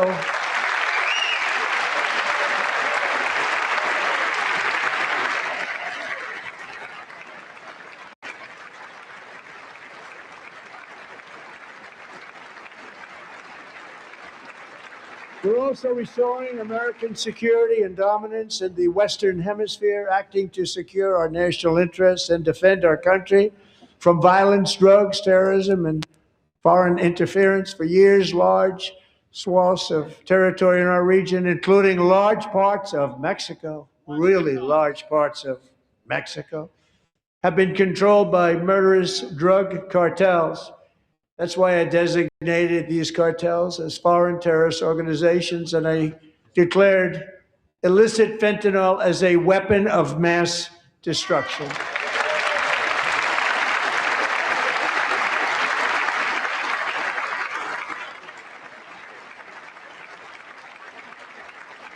And with our new military campaign, we have stopped record amounts of drugs coming into our country and virtually stopped it completely coming in by water or sea. You probably noticed that. We very seriously damaged their fishing industry also. Nobody wants to go fishing anymore. We've also taken down one of the most sinister cartel kingpins of all. You saw that yesterday. In January,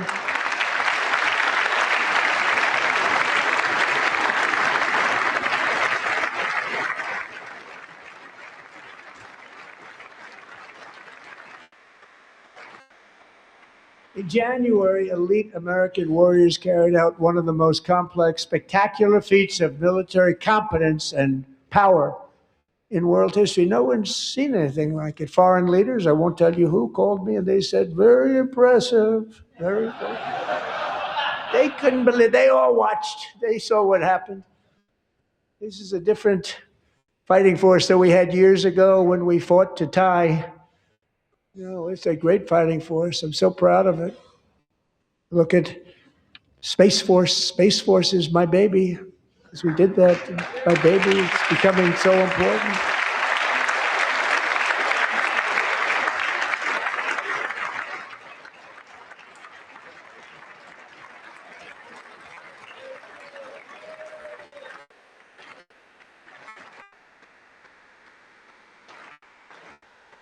And America's armed forces overwhelmed all defenses and utterly defeated an enemy, good fighters, to end the reign of outlaw dictator Nicolas Maduro and bring him to face American justice.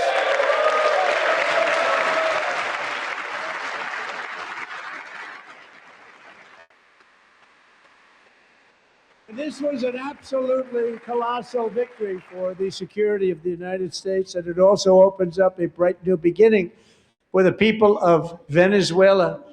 We're working closely with the new president of Venezuela, Delcy Rodriguez, to unleash extraordinary economic gains for both of our countries and to bring new hope to those who have suffered so terribly. They really did suffer. With us tonight is Alejandro Gonzalez. She grew up in a tight-knit Venezuelan family and was especially close to her beloved uncle Enrique. But after Enrique ran for office and opposed Maduro, he was kidnapped by Maduro's security forces and thrown into the regime's really infamous prison in Caracas. Alejandro feared she would never see her uncle again. She feared for her own life also. But since the raid, we have worked with the new leadership, and they have ordered the closure of that vile prison and released hundreds of political prisoners already, with more to come. Alejandro, I'm pleased to inform you that not only has your uncle been released, but he is here tonight. We brought him over to celebrate his freedom with you in person. Enrique, please come down.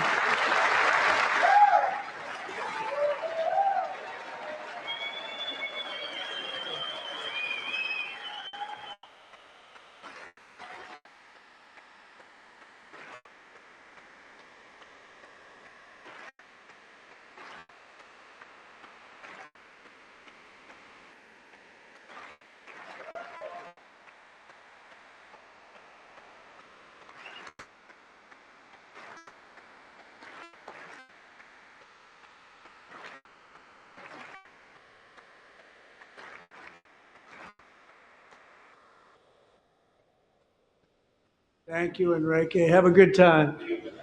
Nice to have you back, Enrique. There were many heroes on that January raid to capture Maduro, really great heroes. It was very dangerous. They knew we were coming. They were all set. But the deeds of one warrior that night will live forever in the eternal chronicles of military valor.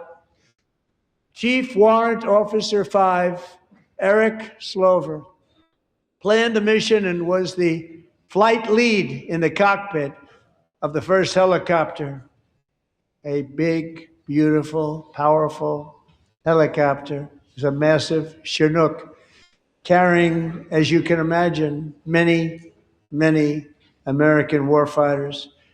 Wearing the dog tags, his wife Amy had blessed with holy water before he left. She knew it was going to be a rough one.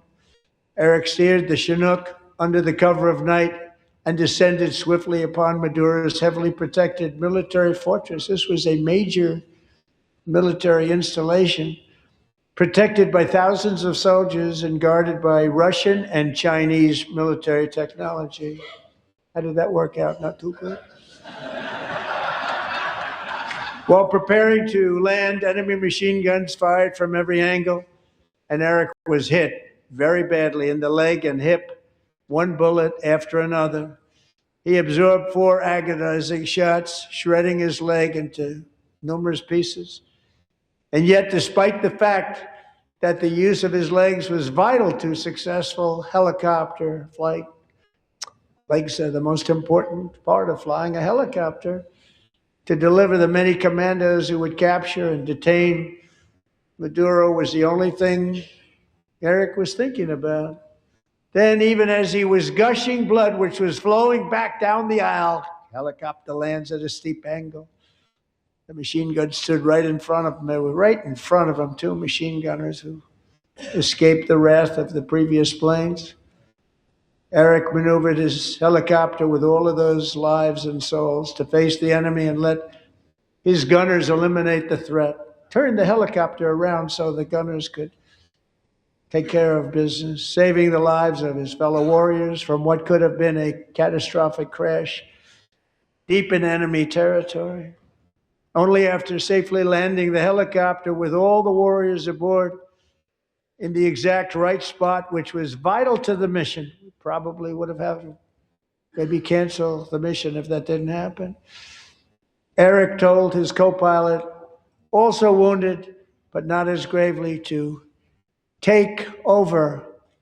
I'm about ready to pass out. The success of the entire mission and the lives of his fellow warriors hinge on Eric's ability to take the searing pain. It was unbelievable what's happened to his legs of the bullets and keep on flying and landing. And people knew what was happening. Everybody in the back of the helicopter knew because they saw the blood pouring down the aisle. Chief Warrant Officer Slover is still recovering from his serious wounds, but I'm thrilled to say that he is here tonight with his wife, Amy. Eric and Amy, come on in.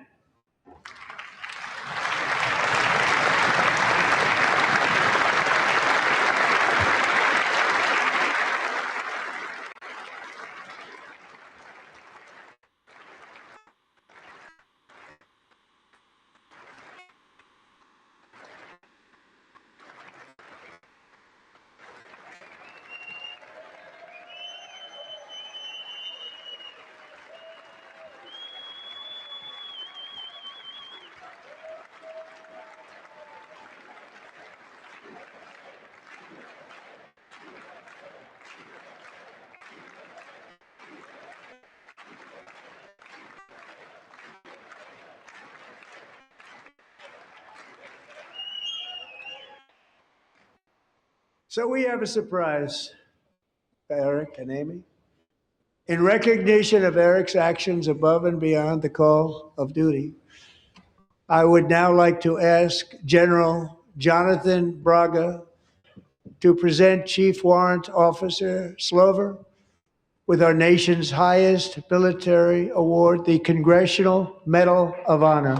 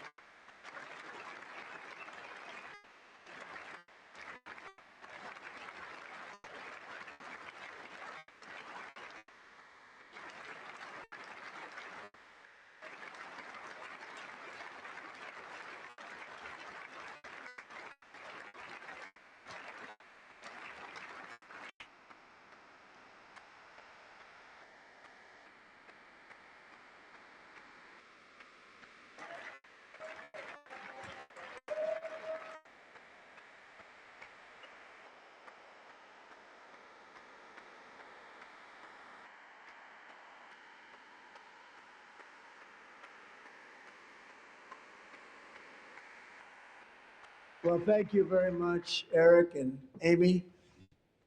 Great to get to know you. I met with them and with a lot of their fellow warriors at Fort Bragg recently. You notice the name Fort Bragg. We have it back. We brought it back. We won the First World War with it, the Second World War with it, and then they decided to change the name. So we changed it back. Everybody wanted to change back too. And 10 of Eric's fellow warriors from that incredible night of victory will also be receiving medals at a private ceremony that will soon be held at the White House. And Eric will be there. Thank you.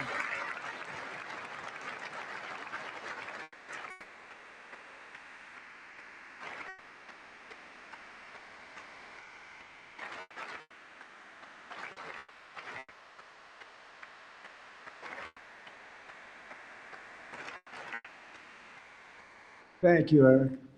That's a big one. Tonight we've celebrated many truly extraordinary American patriots, but there is one last living legend to honor before we go.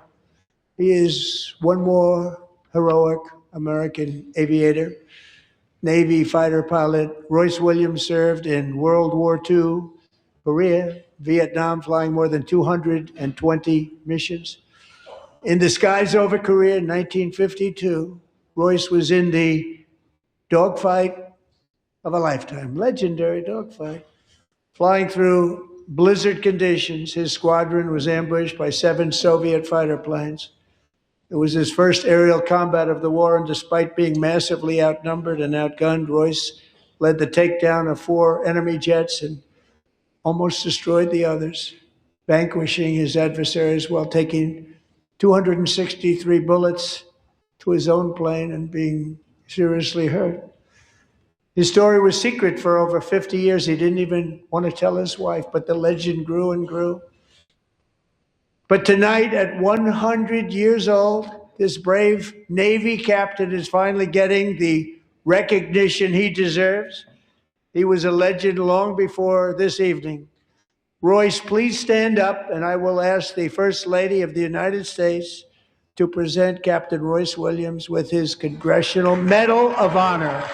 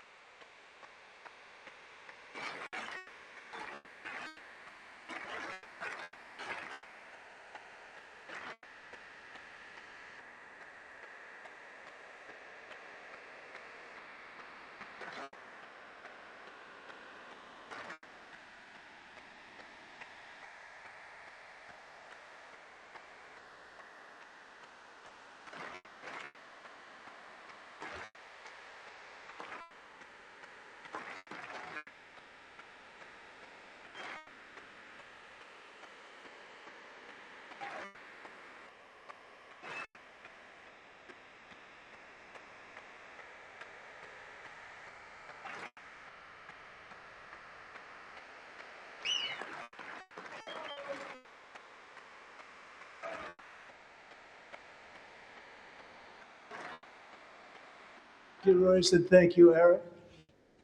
I've always wanted the Congressional Medal of Honor, but I was informed I'm not allowed to give it to myself, and I wouldn't know why I'd be taking it, but if they ever open up that law, I will be there with you someday.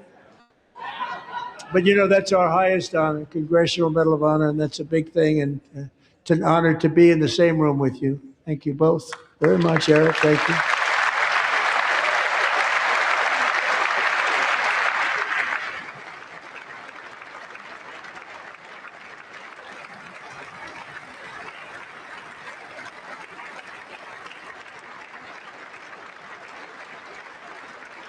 Thank you.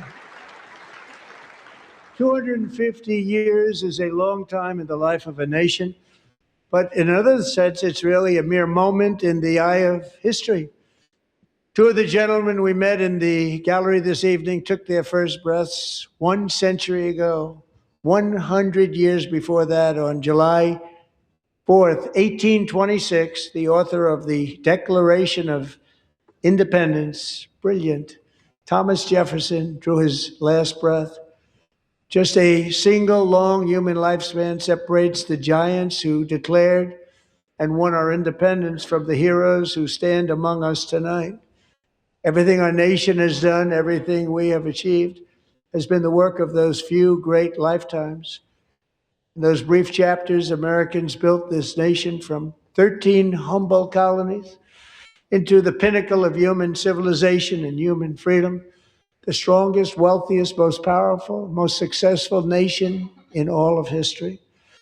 Americans ventured out across the daunting and dangerous continent. We carved paths through an unforgiving wilderness, settled a boundless frontier, and tamed the beautiful but very, very dangerous Wild West.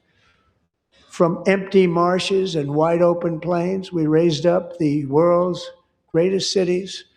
Together, we mastered the world's mightiest industries, and shattered history's monstrous tyrannies, and we liberated millions from the chains of fascism, communism, oppression, and terror.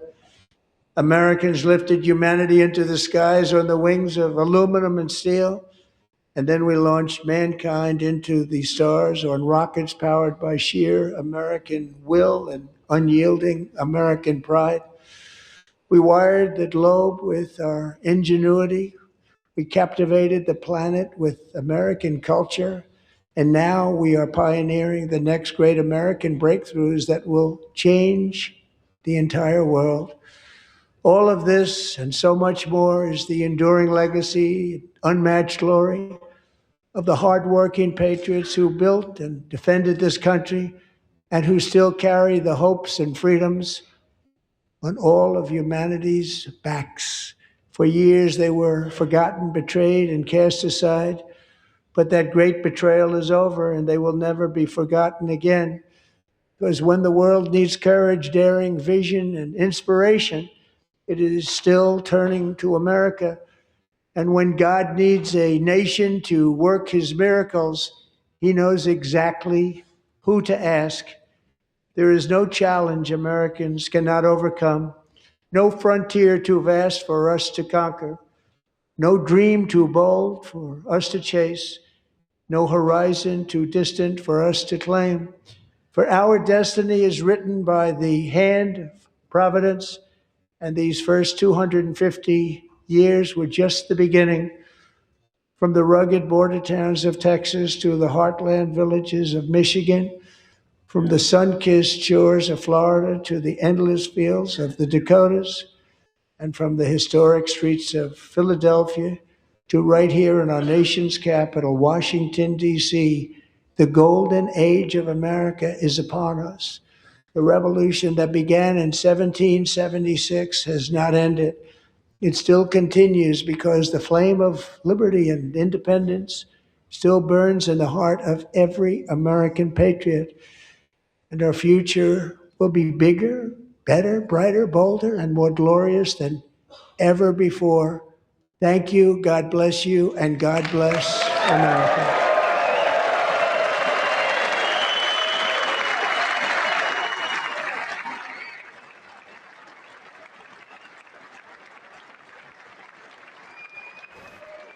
Democrat members of Congress are running out.